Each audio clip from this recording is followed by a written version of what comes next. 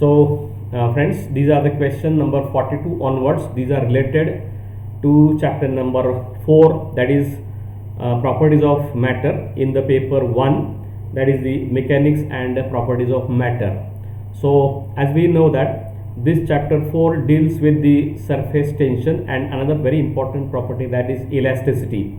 Both of these concepts or both of these particular aspects you have studied in 12th standard too, but here there is just a repetition of the things what we have studied earlier in this particular chapter 2. So what surface tension, how it is defined, what are the different factors that are affecting surface tension, then how to calculate surface tension in different physical phenomenon. Then there are several different types of applications of the physics, wetting of the surface, non-wetting of the surface. Based upon that, there can be several applications. All these applications we have learned in detail in the class earlier. Then apart from that, the another half part of this chapter is this elasticity. Again, definition of elasticity, how to define elasticity, its units, its dimensions. Then there are several different types of the elasticity. Once we go for these types, then we go for different types of modulus or the constants of this elastic constants, their interrelations, Poisson ratio, and finally the applications of the elasticity. So these are the basic core of this particular chapter number 4, that is the properties of matter. Now first and very simple question, 42nd here, we are going to discuss: select the correct order with regard to the elasticity of the material. So material which is more elastic, that is to be taken to be the first, and material which is the less elastic, that is taken to be the second. So correct order regarding to elasticity of the material, and we all know elasticity of the material. So first constant, if we go for the Young's modulus is defined as, let me take the thickness of the pen, something less, y is equal to force or the applied divided by length or which it is applied. Then what is the denominator? So there is longitudinal stress divided by longitudinal strain. So what is the expression for this force? Sorry, Young's modulus. Young's modulus is given by a very simple expression. What is that expression? Can anyone tell me? Young's modulus is given by, just remind or recall what we have learned earlier. आपण काही शिकलो ते पहिलं काढण्याचा प्रयत्न करा. It is force per unit area of the wire divided by change in its length divided by its original length. So this is called as longitudinal stress. This is called as longitudinal strain. So ratio of stress upon strain is called as Young's modulus. Of course, longitudinal stress and longitudinal strain is called as Young's modulus. And now you will find that when we apply this scientific definition of elasticity of material, that means if y is big or bigger, more elastic the material is. So more elastic material. So remember, now this elasticity will be decided by this factor, how much force we apply per unit area divided by its length or change in length divided by original length. Now there are three different materials: steel, glass and rubber. So let's have three different rods. This is a steel rod of the same size. Let's take another rod of the material, that is glass. So this is glass, this is steel, and this is same material which is given to be this is the rubber. Now if I stretch all these materials with certain force F, now you find that the material which is supposed to be made up of steel, we can apply a large amount of force, and cross section area of this and this is same. So force upon area, here length upon small l, that is the change in length upon original length, you will find that this particular material is going to be stretched more. So change in length upon original length of this rubber is going to be very large as compared to any of the material, and very small change in the length of this particular wire is observed. So in case of steel, very small change in its length is observed, but it can withstand a very large force. So this is F1, this is F2, this is F3. I'll find that I can apply very large force as compared to F2, which is again greater than this F3. So to apply the force F3 to get this same stretch of this particular wire, we require this F2 to be much smaller, whereas F2 is intermediate and F1 is much bigger. So for stretching a steel wire or steel rod, you will require a very large force for a small stretching, and in that sense this ratio F1 upon A divided by small l upon capital L, this will be very small, and this F upon A will be very big. So large number divided by small number, this Y is going to be much larger. So Y for steel is much larger as Y for glass, and this is Y is also much larger as compared to Y for this rubber. So in general, in everyday practice, we find rubber is more elastic, we call, but scientifically it is not correct. What is more elastic is the steel, because it can withstand a very large force as compared to remaining materials, and that's why the steel is more elastic than rubber, and therefore the options given here are four options. Option A is steel, glass and rubber. Steel is more elastic, then glass is more elastic than rubber. This particular option is found to be correct, whereas the second options, glass more elastic than rubber, more elastic than steel, this is not correct according to the scientific definition of this Young's modulus.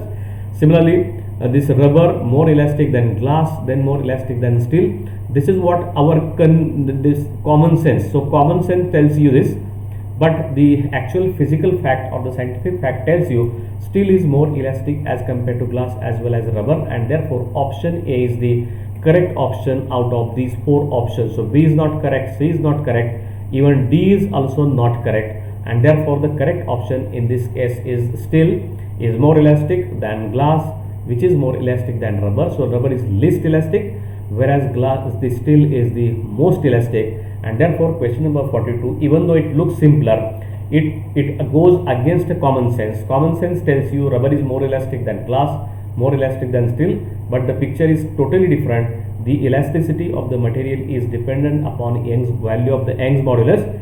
If a material of value of Young's modulus is very big, then that material is more elastic.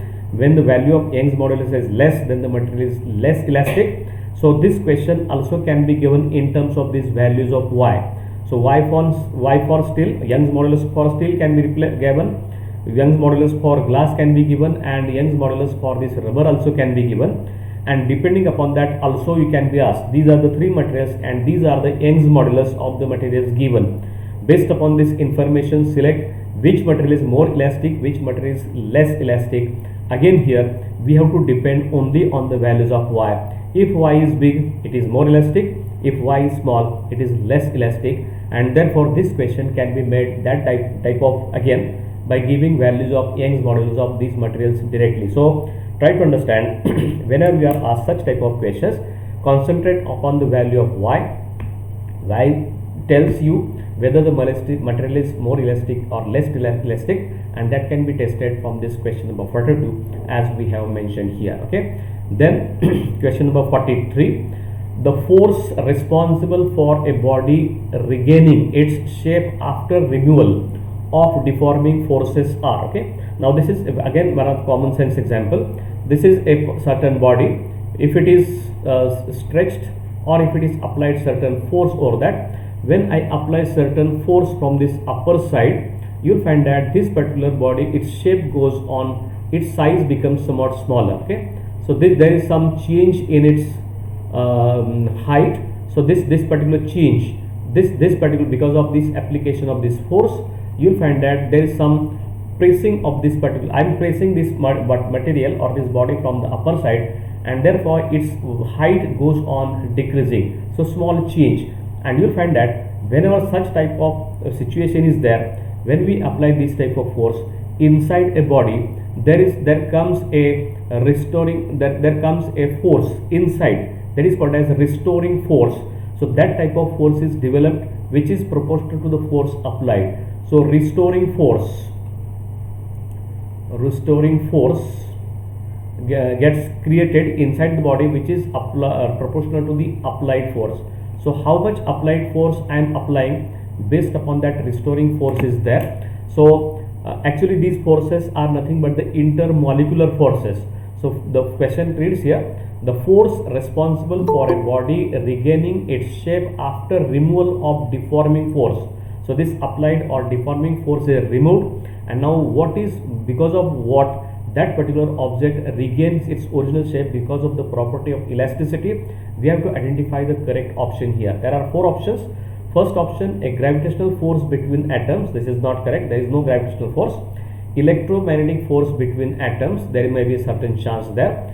Then C, nuclear forces within an atom. That is also not correct, because nuclear force is very short range force. It exists inside the in the range of the nuclear dimensions only. Atomic dimensions, there is this type of force does not exist at all. And the combination of gravitational and nuclear forces between the atoms, this option is also not correct. So what remains here is this electromagnetic force between the atoms. So here this option B is the correct option. Again, try to understand, when these are the molecules of that particular material, when I apply certain force, that is deforming force, these molecules gets that their distance between these molecules gets shortened, and because of that this electromagnetic force between atom goes on increasing. That is actually this restoring force.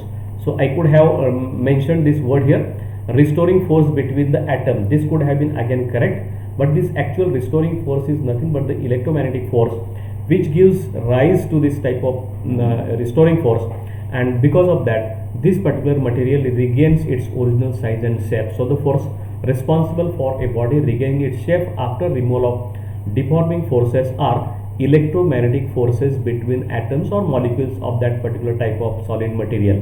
So this particular question is again not related to nuclear force, it is not related to gravitational force, neither it is related to any other force other than this electromagnetic force existing between two atoms or molecules of that solids. Therefore question number 43, B is the correct option, electromagnetic forces between atoms. Now let's go to the question number 45. Read the question. Stress in a solid is defined as dash dash per unit area. Now stress, there are again four. So the electric external force applied is option A. Option B is the strain. Option C is pressure. And option D is internal forces developed due to externally applied force. And this is the correct option what we have seen earlier. So whenever this particular material is pressed or applied certain deforming force, the distance between atoms or its molecules goes on reducing. So there is some internal stress or strain is developed, and that is what this internal forces developed due to external applied force. That is called as the stress that is developed inside this particular object. So stress has dimensions. Try to understand. Stress has dimensions, whereas stress has dimensions, but strain does not. It's a dimensionless. So whenever we go for this type of understanding, stress, it means it must have dimensions. Now external force applied cannot be a stress. Strain has no dimensions, therefore strain and stress are two different physical quantities. Pressure is again force per unit area, but that is not a that is also a stress, but here we cannot go for this type of definition here. But this whatever stress that is developed inside this object, that is because of the internal forces developed due to the externally applied force, and that force is responsible for regaining its original size and shape, and that is called as the stress. Therefore stress in a solid body is defined as the internal forces developed due to externally applied forces per unit area. That is the actual scientific definition of the stress. Stress has dimensions, and this dimensions is again exactly equal to the pressure. So dimensions of stress and pressures are just same. That is either Newton per meter square or dynes per centimeter square. You can use both the dimensions either for stress as well as strain, and you can go for its dimensions and its unit, as well as both of these units of stress and pressure are found to be same, and therefore stress in a body is defined as the internal force developed due to external periodic forces inside a material. So that is to be understood, and that gives you the correct information or the correct definition of this stress. Now this is one more very simple question usually asked here. This is called as Hooke's law. As we have said earlier, This Hooke's law is one of the very important law in elasticity, that stress is always proportional to strain. Stress is proportional to strain before ultimate tensile strength.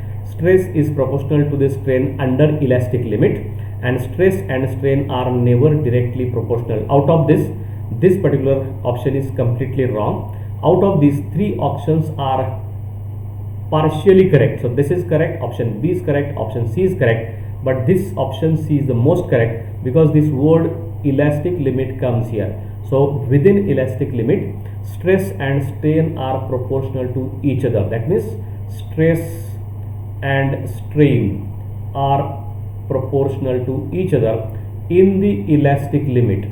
Once this elastic limit is crossed, then there is no guarantee that this stress and strain will be proportional to each other, and based upon that, when we go for this particular type of definition, strain is equal to some constant multiplied by some stress, and based upon that we can find out this constant is equal to, or I can write constant into strain is equal to stress, and therefore constant is equal to stress upon strain.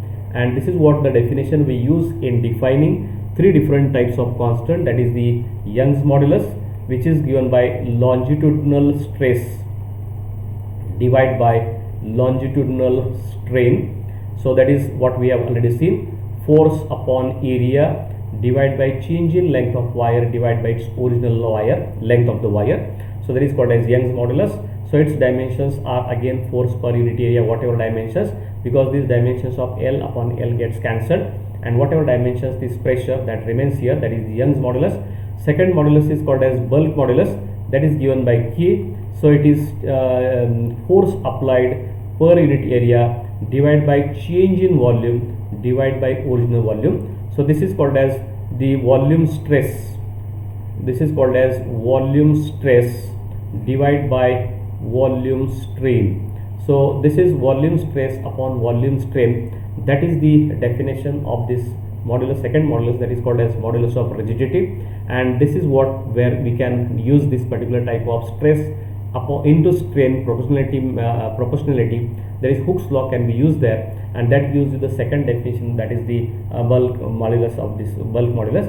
And third modulus, modulus of rigidity, here we use this definition, shearing stress divided by shearing strain. So here also we can use the same definition which is given by this Hooke's law, that this shearing stress is directly proportional to shearing strain within the elastic limit, and based upon that we can find out this third constant, that is this called as the modulus of rigidity. So all these constants, elastic constants y, k and n, these are defined on the basis of Hooke's law, which tells you that stress is proportional to strain or strain is proportional to stress under elastic limit. So both options A and B, even though partially correct, we have to select option C, which is the most correct answer of this particular question number 46, that Hooke's law states that stress is proportional to strain under the elastic limit. So try to understand the gaps in between. So what is asked? So initially we find all these three A, B, C options are as good as close to each other, but that is not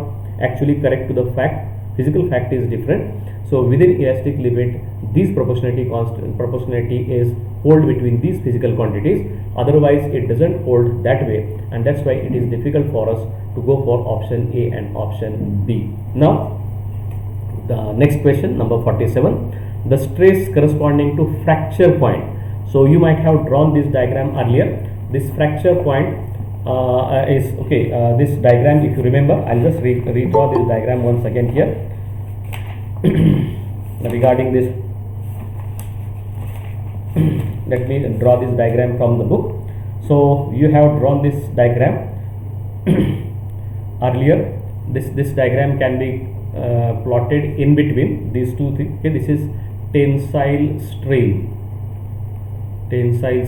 and this is tensile stress. So this is stress upon strain. If this type of diagram is drawn, then this diagram appears to be this way. So it is straight line, and then it starts passing through three different phases, and these phases are here up to this point.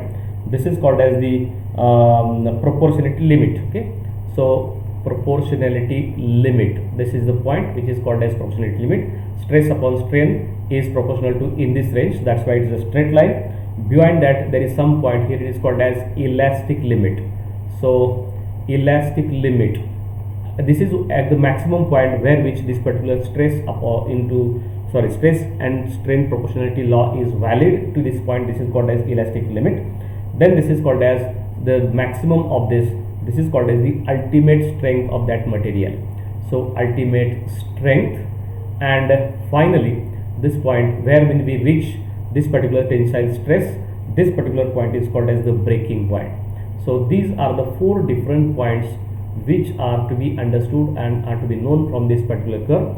And we have to go for this particular question which is related. Stress corresponding to fracture point or breaking point is called as ultimate stress, breaking stress, yield stress and plastic stress. So that particular stress is called as breaking stress. So where this particular wire completely breaks, it is not able to withhold that whatever pressure or the force we have applied externally, and that's what this is called as breaking point. And this stress here is called as breaking stress. Remember, breaking stress is more than this ultimate stress. It is that why this particular material behaves this way, and we have to understand this particular thing from this particular diagram. Therefore question number 47, correct answer is B, that is the breaking stress. Actually in our class discussion we might not have discussed these things, but that is a common example or common sense that tells you how material behaves for a increased tensile stress versus increased tensile strain. Now question number 48, which of the following statement is correct for ductile material? Ductile means the materials from which we can create a wire. So when a certain material is stretched under certain conditions, after certain applying certain force, that particular material gets converted into wire, and this particular property is called as ductility. And therefore there are four options given. Large deformation takes place between elastic limits and fracture point. Here B, have no proportional limit. C, break immediately after proportional limit. And D, cannot be drawn into wire. So of all these remaining three options, option B, option C and option D are not correct. They are exactly opposite what we have mentioned here. So these materials, the materials which are ductile materials, there is a large deformation takes place between elastic limit and fracture point. So between elastic limit and fracture point, just go on increasing this tensile stress. What will happen from that material? We can get a particular wire. So wire will be created and uniform wire will be can be drawn from that particular type of material. Therefore option A is the correct option in case of this question number 48. So that is how we have to remember this ductility of material and its elasticity property, that is a close relation. And from such, there are certain materials, copper wire we might have seen, or some other type of metal wires we seen. Out of that, how to draw this wire from that material? For that we have to apply a large amount of stress, and because of this elastic property of material at one stage, beyond this elastic limit and in before this fracture point, this particular material is ductile, or wire can be generated or created from that material. And therefore question number 48, option A is the correct option as has been shown there. Okay, now next question number 49, what does the area under the stress strain curve represent? Okay, so area under the stress strain curve, so that's we have drawn this particular curve earlier. This is strain and this is the stress, and here we have drawn this particular wire like this. So this particular area under this particular curve, what it represents? Now toughness, then the total deformation, modulus of elasticity and average force applied. So here this is not average force applied, this is not case. This is again not modulus of elasticity, because it does not have this is what things we should understand, that this is whenever it must have dimensions of area. So that way it is the toughness, neither total deformation nor modulus of elasticity nor average force field, it is the toughness. So how large this particular area for a particular material, this particular under this curve, that toughness is indicated by this particular case. So actually in our textbook we have not discussed this fact there, but under this particular area, under the stress and strain, for the curve of under stress and strain, this particular area represents toughness of the material, and that's why question number 49 and correct answer is the toughness.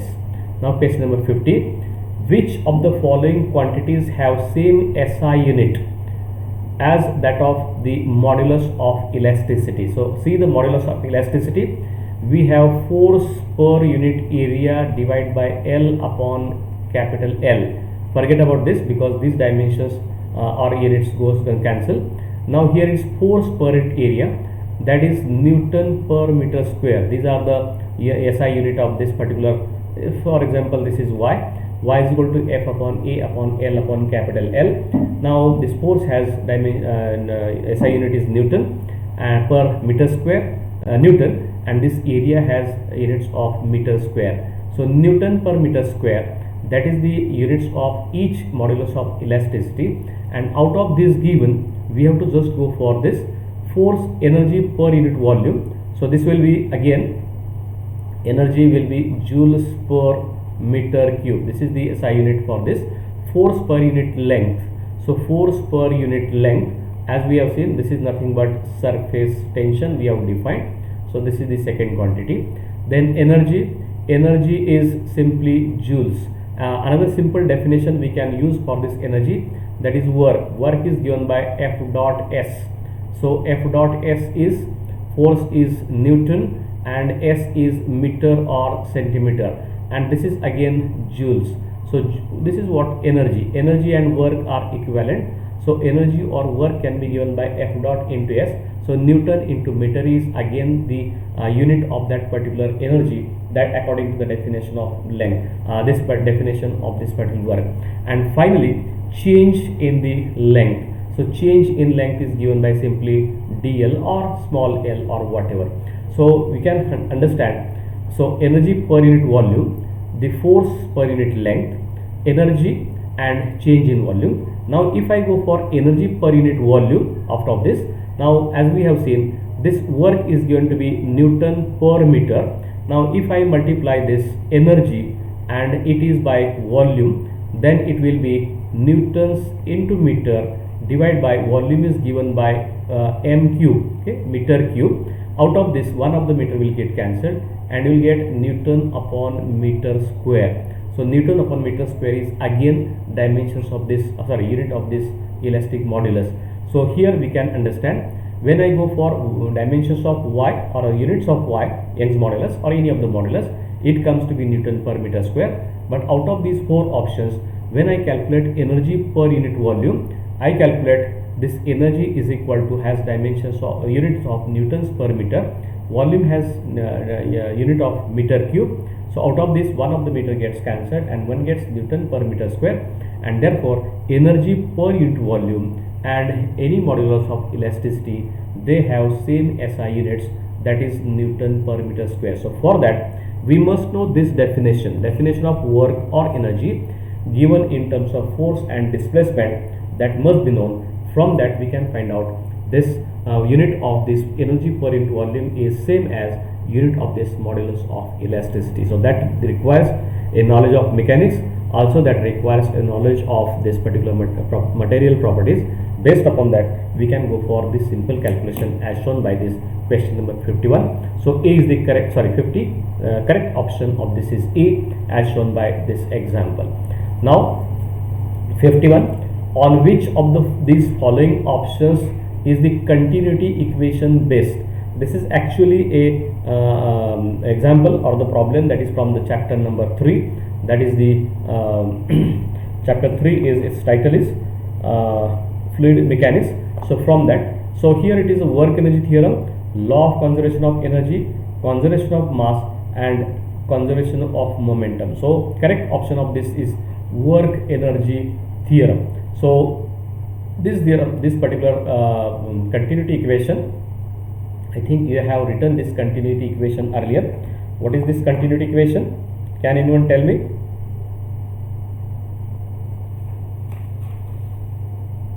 Can anyone tell me the continuity equation? कोणाला सांगता येईल का पहा. Actually we will discuss this chapter in detail in the next time.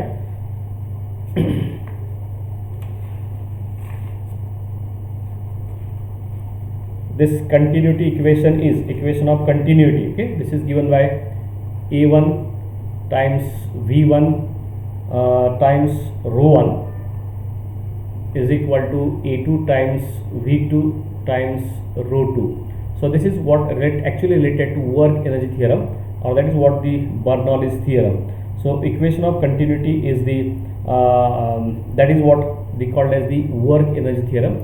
More about this we will discuss in the next lecture when we will discuss the questions on this particular chapter number 4, chapter number 3. And then question number 52. In which of the following conditions can Bernoulli equation not be used? It can be used and it cannot be used. So in viscous flow, in steady flow, in laminar flow, and in incompressible fluid. So viscous flow we can use it, in incompressible fluid we cannot use it, in steady flow and in laminar flow. In all these three cases this Bernoulli's equation is valid, but in case of incompressible fluid this particular equation is not valid. So more about this, as I said, we will discuss when we discuss this chapter number 3 later on. Now surface energy is, this is 53, kinetic energy of the surface molecule, that is the force per unit length acting on the surface particle, and the energy of the molecules inside the beaker. And fourth option, the extra energy that molecules at the surface have relative to molecules inside the liquid. This is the correct option. You might have heard or understood this particular fact. So well inside this molecules, inside this particular liquid, these molecules are bound to each other, whereas the molecules on this boundary, these are pulled inside. Okay, there is some, and that's why the surface of the liquid is under tension. It looks like this stretched membrane, and these molecules on the surface, they have some extra energy as compared to the molecules inside the liquid, and therefore these molecules are little bit free. So to remove this molecule, we required the molecules are little bit free as compared to inside molecules, and therefore correct option of this question number 53 is D. It is the extra energy that molecules at the surface have relative to molecules inside the liquid, and this energy is called as surface energy. Now question number 54. The unit of surface tension is same as that of. So again see here, surface tension is given by surface tension ST or T is given by force per unit length in the liquid surface. So it is newtons per meter. Newtons per meter is the unit of the surface tension in the SI system. So surface energy per unit volume, again we have seen Newton per meter, that is the energy, and volume is again meter cube. So this gives you Newton per meter square. That is not same as this Newton per meter. Force per unit area. So force per unit area, if it is calculated, this is again Newton per meter square. So this also not matches. Surface energy per unit area. Now surface energy, when we go for calculation, then it is N into M, divide by per unit area. Area will have dimension of M square. So it is N, one of the N gets cancelled, and then we will get Newton per meter square. So this matches with this surface tension, and therefore this option is the correct option. So surface energy per unit area is the correct option for question number 54, because here we get the unit of the surface energy per unit area is Newton per meter, and surface tension T is again newtons per meter. So when we express the surface tension in force per unit length, we get these dimensions Newton per meter, and when we express surface tension in terms of surface energy per unit area, again we get dimensions Newton per meter, and that's why we can get two different definitions of surface tension. Surface tension can be defined as force per unit length under the stretched surface or in the liquid surface, as well as it can be taken as surface energy per unit area, that is also called as the surface tension. So both of these definitions we have already seen. Based upon that we can go for here, and surface energy per unit length, if I calculate this, it will come Newton into meter upon meter. So this meter will get cancelled and it will be simply Newton, and that is again not correct. So correct option for this question number 54 is C, that is surface energy per unit area and surface tension that has same the units, and that is given by newtons per meter as shown by the simple calculations of the question number 54. Now question number 55, what will happen to elastic properties of gold when potassium is added to gold? Okay, potassium and gold is added. Now there are four options. No change in the elastic properties of the gold, decrease in the elastic properties of the gold, increase in the elastic properties of the gold, and breaks the material. So there is some decrease. Okay, whenever we found some potassium is added into the gold, now the metallic bond of this gold, there is some change in this particular bonding, and therefore there is some decrease in the elastic properties of the gold, and that's why potassium is, if it is added, it gives this type of effect there as shown by this example number 55. Now 56, when a rope is pulled on either side, what is the stress acting on it? Okay, so rope is pulled. Now if this is the rope, if it is pulled on either side, this side as well as this side, certain force is applied. Now what is the stress acting on it? Now this is a tensile stress, there is a compressive stress, there is a normal stress, and there is a tensile stress. There are four different types of stresses have been given: tensile stress, compressive stress, normal stress, and tensile stress. So there is no question of normal stress, but there is a compressive, that means this particular stress undergoes this direction also, as well as there is a stress in this particular direction also. So that type of stress is called as the tangential stress. Okay, so question number 56, correct option is A, that is tangential stress. That is also not in our textbook. So I think I have collected almost all questions from our textbook. Let me check whether we have finished this or not. Okay, so question number 9 answer is actually correct answer is tensile stress, not this tangential stress. Okay, so this particular type of stress is called as tensile stress. That gives you gives you the stress in this particular type of, okay, is the tensile stress and not the tangential stress. Okay, question number earlier question answer is actually this answer of this question. Okay, I have made one mistake here. This is increase in the elastic property of the gold, but we don't know its explanation. What is the correct explanation of that? Why elastic property of gold increases when this potassium is added? This is the property that is to be studied under material science. So its correct explanation gives you the increase in the elastic property of the gold. That is this question number 55, and the I think last question.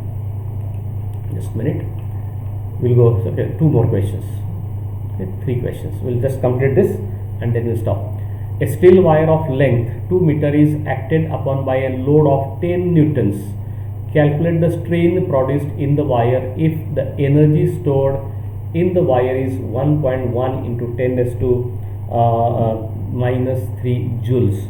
So this particular question is given in the solved in the question paper in our textbook, and this correct answer is D here. Now how to calculate this? Can anyone tell me? Length is 2 meters. This is capital L. Length is 2 meters. Then force applied is 10 newtons. Then what other things are given? The energy stored. Okay, so energy stored in the wire is given to be 1.1 into 10 raised to minus 3 joules. So this is a numerical question. You can solve this question from your textbook. That question has been given in solved. So correct option of this is 11 into 10 raised to minus 4. You can calculate it later on. Now question number 58. A soap bubble contains two surfaces. Yes, soap bubble we have drawn earlier, and this is the liquid film, and there are two surfaces. So this is surface 1 and this is the surface 2. So soap bubble contains two surface layers. What is the excess pressure just inside the first layer when seen from the outside of the bubble? So here if we go for this soap bubble, this particular type of soap bubble, pressure inside and pressure outside, these pressures are little bit, okay, pressure outside is more pressure inside is less and or more. So what will be the correct answer of this question? The correct answer of this question is minus 4s upon r. Okay, so for that also you have to go for this particular analysis what we have done earlier in this particular chapter. For a soap bubble we can go for this particular pressure. We'll just come to this point. The internal pressure is given by excess pressure. Okay, it is given by excess pressure. This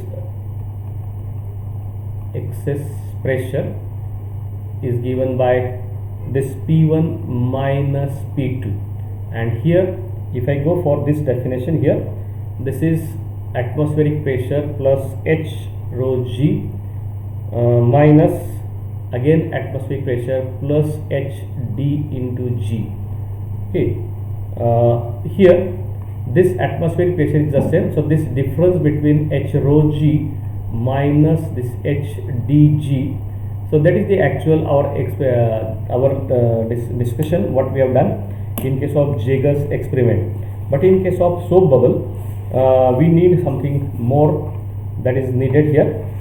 I think I have not correct explanation of this available here, but I will come to this particular discussion later on when we'll discuss in the second time. And the last question, the contact angle determines whether the liquid will rise or get depressed along the solid surface.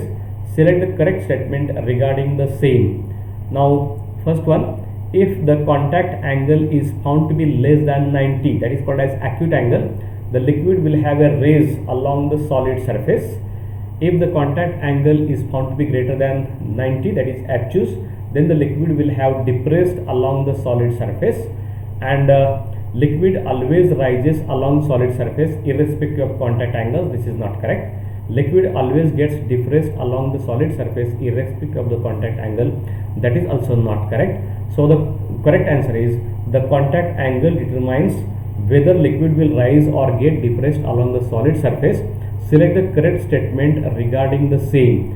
So here both these question number A, option A and option B, both are correct. So this is in case of water there is an increase, that is called as capillary rise, whereas in case of mercury there is a capillary dip or capillary there is some depression.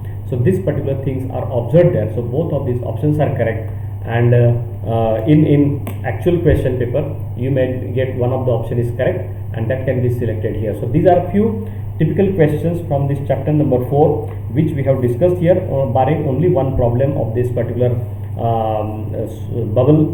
soap bubble. We will come to these questions at the end here. So these are almost 18-19 questions, almost all the questions from this particular chapter that has been covered here in the discussion of this particular chapter. Now from the examination point of view, you should concentrate more about this summary, and in the summary definitions of surface tension and definitions of elasticity is more important.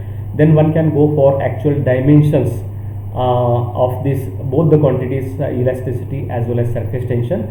Then we can go for the calculation of these units. What are the SI units of the surface tension and elasticity? What are the MKS unit or SI unit? This type of understanding must be there, because most of the time some questions over this may be asked in the examination. Apart from that, we can go, as we have discussed, what is the Hooke's law, its statements, its implications, its applications, etc. That is the important part. Then there are three different types of modulus constant or elastic constant we have defined. That is called as Young's modulus, bulk modulus, modulus of rigidity. How these constants are defined, what are the expressions for that, these must be understood or this must be known to you. Then we can go for that. Then what is elastic limit, what happens in the elastic limit, or what happens to a material when it is stretched over the elastic limit, etc. These type of things must be understood to you. Then there is important thing which is not covered in earlier discussion, but there is a Poisson's ratio. Poisson's ratio is defined as the ratio of lateral strain to the longitudinal strain. So it is strain upon strain, lateral strain upon longitudinal strain. That is called as Poisson ratio. Since it's a ratio, it does not have any dimensions. So units of dimensions of this Poisson ratio are not there and very many times you are asked the questions, or that is the unit of the Poisson ratio is so and so, dimensions of Poisson ratio is so and so. But try to understand, Poisson ratio is a pure number. It theoretically varies in between -1 to 0.5 only. Practically it varies in between 0 to 0.5 only. So what are the practical limits of Poisson ratio? What are the theoretical limits of Poisson ratio? Why it does not have any units or dimensions, and how it is defined, and its applications. There are several applications. It connects three different types of coefficients with each other. So there are several relations between the elastic constants y, n and k, as well as Poisson ratio. At least 5 different relations are there. You should know all these relations one by one. Then there are certain applications of these surface tensions and applications of this elasticity. So there are several applications which I have learned earlier. Out of these, typical applications may be asked there.